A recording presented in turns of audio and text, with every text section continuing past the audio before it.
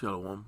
This is an emergency broadcast alert giving all praises, glory, and honor to Yahweh, Bahashim, Yahweh Shai, Bahashim, Rekakadash, in whom we are in great depth. Double honors to the apostles of Great Millstone who rule well, continue doing so, standing firm in the eyes of terror, who I learned this truth from. To the elders, the bishops, Akim and Aquab, salutations and blessings to the house of David. We are the hopeful elect.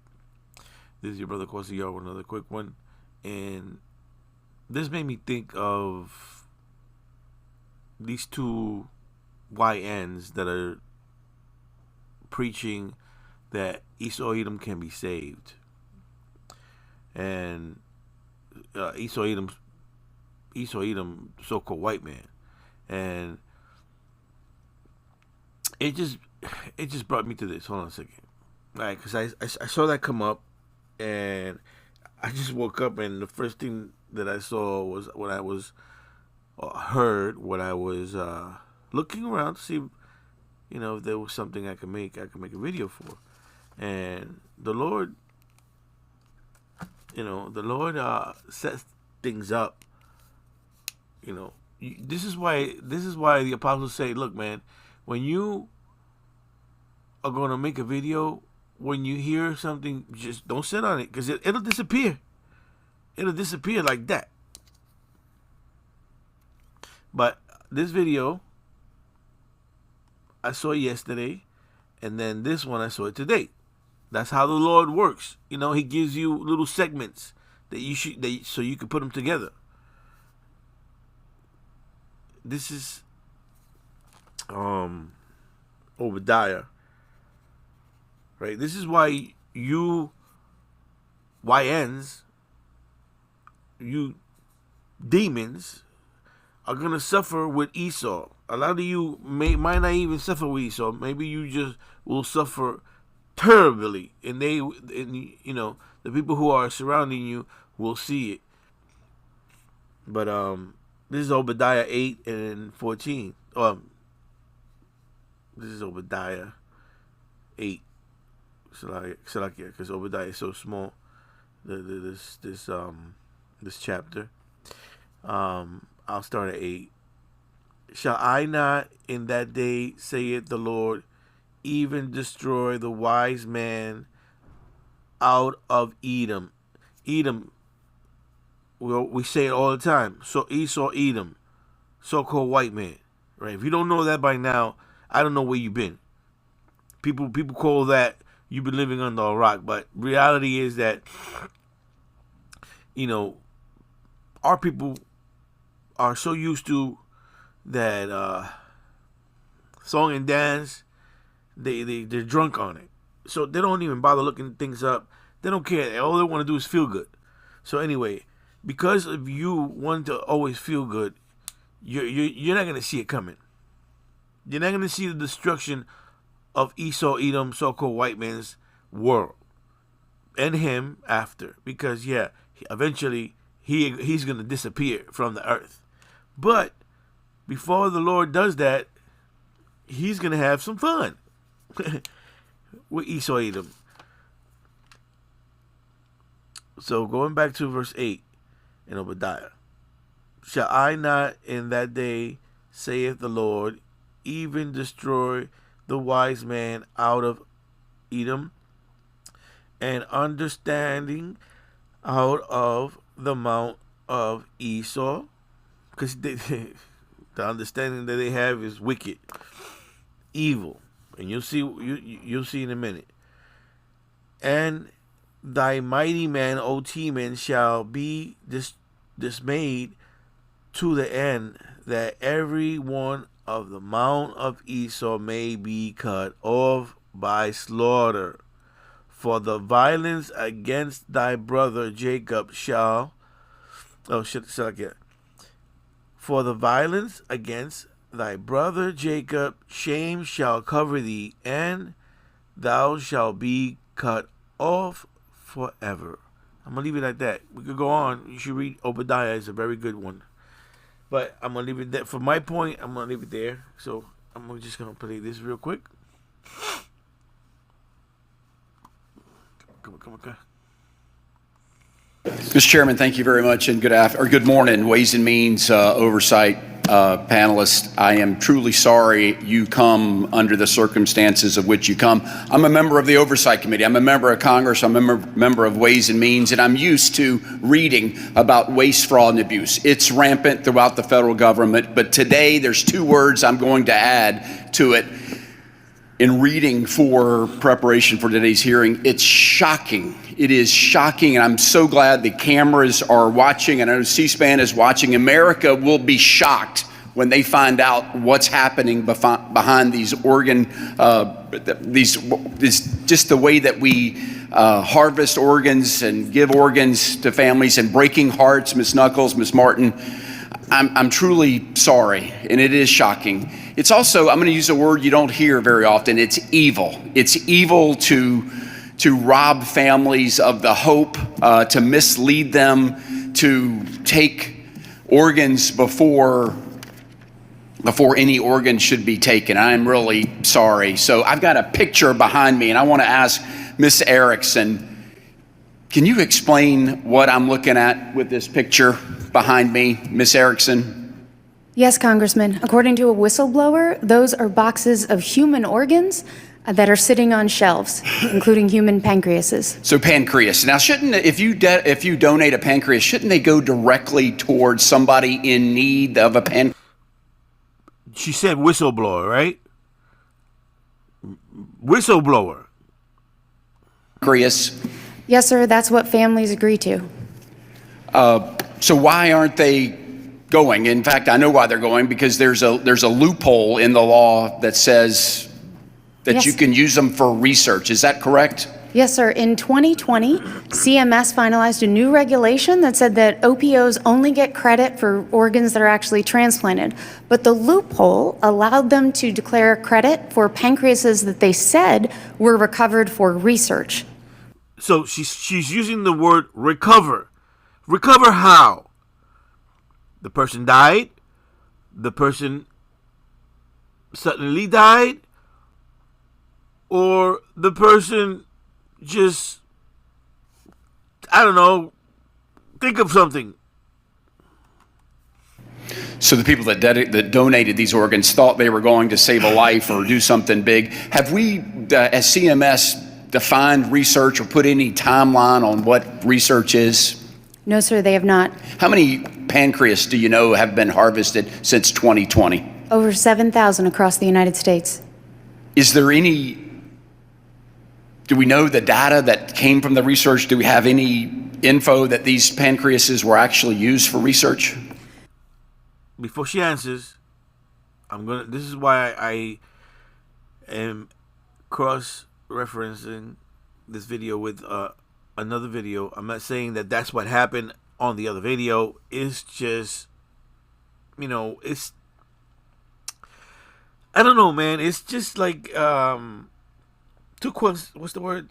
Consequential, if that's a word. Consequential. Following as a result or effect, a loss of confidence and a consequential withdrawal of funds is what they use. Let me see. Let me look. Hold on. Just give me a second. So I found several, but I like this one. This one says having significant consequence. Okay, important / a grave and consequential event, or grieve. No, it's grave. A grave and consequential event, consequential decision. So this is the meanings in entomology. It says, I'm gonna read the whole thing because AI overview says something, and then okay, let's just get consequential from AI first. Come from Latin consequi, to follow after, combining con with an key to follow. Entering English in the 17th century, initially meaning resulting as an effect, and later developing senses of important or self-important, evolving from a core idea of something following from something else. Root and formation. Latin root. The word traces back to Latin consequi, the following up after, and consequentia, a logical sequence. Prefix root breakdown. Con / with, together, sequi, to follow. English suffix. The Latin consequentia was adopted with the English adjective suffix. Al or al. Anyway, that's not important. Following results of effect, not direct or immediate. Well, that's the point. Anyways, let me see. Do I see anything else? Self-importance, pompous, puffed up with a sense of one's own importance. All right. So yeah, that sounds like Esau, so-called white man. Anyways, let's hear a little bit more of what she had to say before I go and show you what I found with the other guy. Sir, they were not. Since 2020, islet cell transplants have remained flat, while pancreas harvesting has exploded with no proof at all that they were used for research. Okay, so I'm leaving that right there. No proof at all. So they don't have no proof why they... I'm not going to say it. But they have no proof why they are or where they're using these organs. Okay? Now, did I say this is what happened to this guy? No. I just want you to listen to what happened to him and you connect the dots. I don't know. No health conditions at all. They've been breathing 21% oxygen since they was born. The oxygen machine that they've been on to help them keep the lungs open been like 3%. That was all they was using. Friday I go to visit them. We go every day. We've been here day in, day out. Like, we know everything about them. Like, as far as we've been following, keeping in check with the doctors. They switched doctors this week.